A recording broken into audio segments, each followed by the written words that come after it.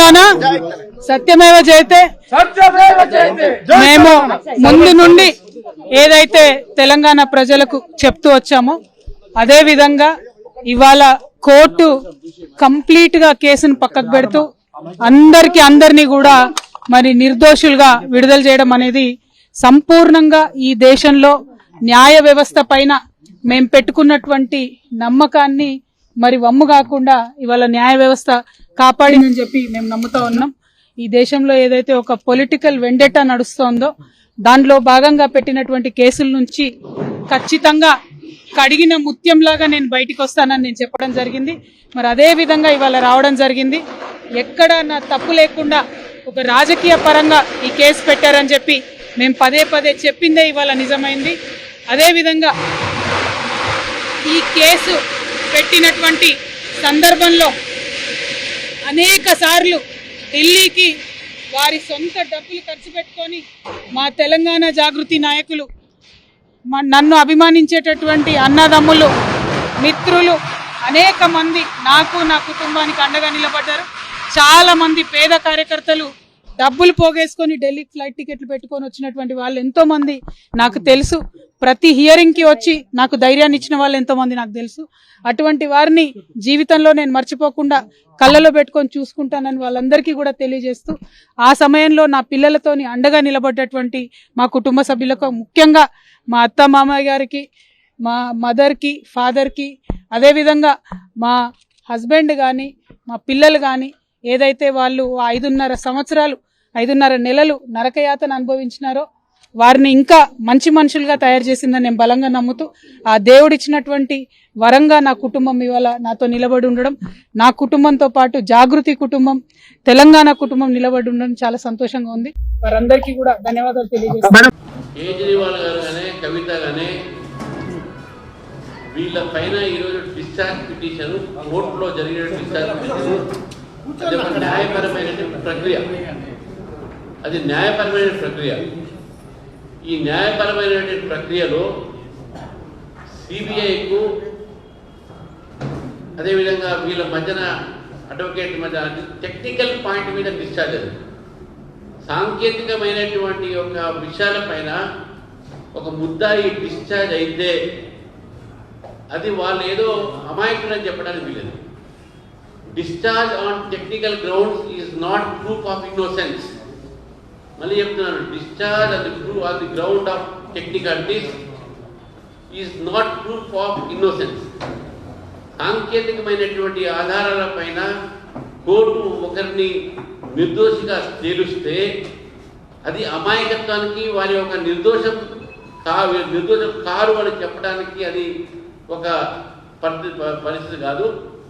దీని మీద సిబిఐ వాళ్ళ నిర్ణయం తీసుకుంటారు. బహుశా అప్పీల్ పోతే పోవచ్చు వాళ్ళు.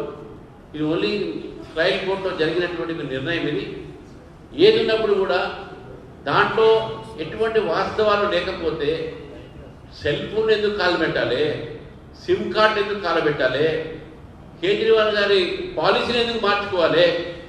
2022లో ఇవన్నీ బయటపడ్డ తర్వాత రివర్స్ పాలసీ చేసుకుంది కేజ్రీవాల్ ప్రభుత్వం. మన అంత చిత్తశుద్ధిలో ఎందుకు చేస్తున్నాం? లాస్ట్ ఒకటే క్వశ్చన్ చెప్తాను. ఇది భారతీయ జనతా పార్టీకి ఎటువంటి సంబంధం లేదు. కంప్లైంట్ చేసింది కాంగ్రెస్ పార్టీ. ఢిల్లీలో ఎక్సైజ్ పాలసీ మీద ఫస్ట్ కంప్లైంట్ చేసింది కాంగ్రెస్ పార్టీ ఆ 2022లో. తర్వాత 24లో ఈడీ సిబిఐ ఎంటర్ అయింది. కాబట్టి ఛార్జ్షీట్ ఫైల్ అయిన తర్వాత కొన్ని టెక్నికాలిటీస్, ఫస్ట్ టెక్నికాలిటీ నాకు ఇనీషియల్గా తెలిసిన విషయాలు ఏంటంటే, ఏ డాక్యుమెంట్స్ పైన అయితే ప్రాసిక్యూషన్ రిలే అయిందో ఆ డాక్యుమెంట్స్ వాళ్ళు ముద్దాయికి సప్లై చేయలేదు కాబట్టి, అది టెక్నికల్ డిఫెక్ట్ ఉంది కాబట్టి, లీగల్ ఇన్ఫర్మిటీ ఉంది కాబట్టి డిశ్చార్జ్ చేశారని చెప్పేసి నాకు మామూలుగా తెలిసినటువంటి ఒక ఏదైతే సమాచారం. కాబట్టి ఇందులో సంకలం వేసుకుని ఎగరాల్సిన అవసరం లేదు. ఇంకా ముందు ముచ్చట పడ్డాయి. ఈరోజు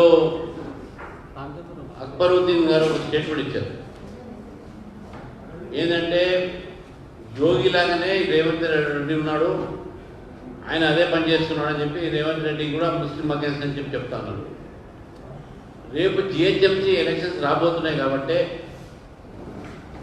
Congress is Muslim, Muslim is Congress అన్నటువంటి రేవంత్ రెడ్డి గారు ఈరోజు హైదరాబాద్ ప్రజలు ఈ కాంగ్రెస్ పార్టీ ముస్లింల పార్టీ అని చెప్పేసి ఇది మజ్లిస్ పార్టీకి సపోర్ట్ చేస్తుందని చెప్పి భయంతో రేవంతుద్దీన్ గారు అక్బరుద్దీన్తో మాట్లాడి ఈ రకమైనటువంటి స్టేట్మెంట్ ఇచ్చారు. అక్బరుద్దీన్, రేవంతుద్దీన్ ఇద్దరు దోస్తులు, వాళ్ళిద్దరు ఎప్పుడు కూడా కలిసి ఉంటారు. వాళ్ళంతా బయట నాటకం కోసం ఈరోజు అక్బరుద్దీన్ గారు రేవంతుద్దీన్ మీద మాట్లాడారు. అంతేగాని అదేదో మాట్లాడంత మాట్లాడా ఆయన కాంగ్రెస్ వ్యతిరేకంగా మాట్లాడాడో ఇప్పుడు సీఎంకు వ్యతిరేకంగా మాట్లాడేది ఏం లేదు.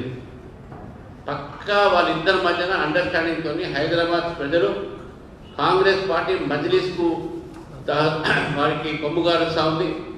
మజ్లిస్లో ఆల్మోస్ట్ లీనమైనట్టు వాళ్ళు పనిచేస్తూ ఉన్నారు. కాబట్టి రేవంతుద్దీన్ గారు అక్బరుద్దీన్తో మాట్లాడి అరే బాబు మనం ఎక్కువ కలిసి ఉంటే రేపు జిహెచ్ఎంసీలో నష్టం జరుగుతుంది అనే మాటతో ఈరోజు అక్బరుద్దీన్ గారు ఈ స్టేట్మెంట్ రేవంతుద్దీన్ గారిని ఇచ్చారు.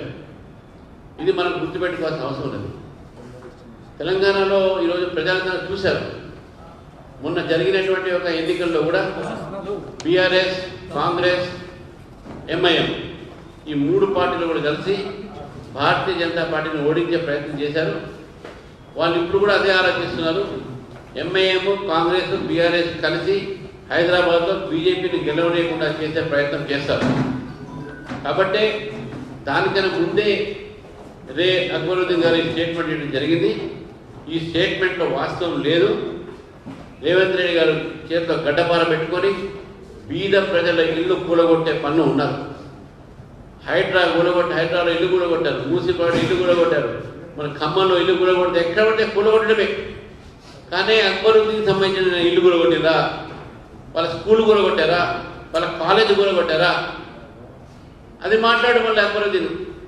అక్కడ మాత్రం రేవంతుద్దీన్కి ఫుల్ సపోర్ట్. ఇద్దరు తోడు దొంగలు, ఇద్దరు కూడా ఈరోజు హైదరాబాద్ ప్రజలకు వాళ్ళంతా కూడా ఈరోజు మాయమాట చేస్తుంది. కాబట్టి ఇవాళ ఎంఐఎం నేత అక్బరుద్దీన్ మాట్లాడిన మాటలు ఇవి. అంతేగాని ఆయన మాట్లాడినంత మాత్రాన ఆయన కాంగ్రెస్కి వాళ్ళ దోస్తీ విడదు. వాళ్ళిద్దరు కూడా దోస్తులు, పచ్చి దోస్తులు. వాళ్ళిద్దరు కూడా ఈరోజు తెలంగాణలో హైదరాబాద్ నగరం గుండెకాయ తెలంగాణకు ఇక్కడ కబ్జా పెట్టుకోవడానికి ఈ నాటకాలు ఆడుతున్నారని చెప్పేసి కూడా హైదరాబాద్ ప్రజలు అప్రమత్తం కావాలని చెప్పేసి కూడా ఈ సందర్భంగా మీకు కోరుతా ఉన్నాను. కవిత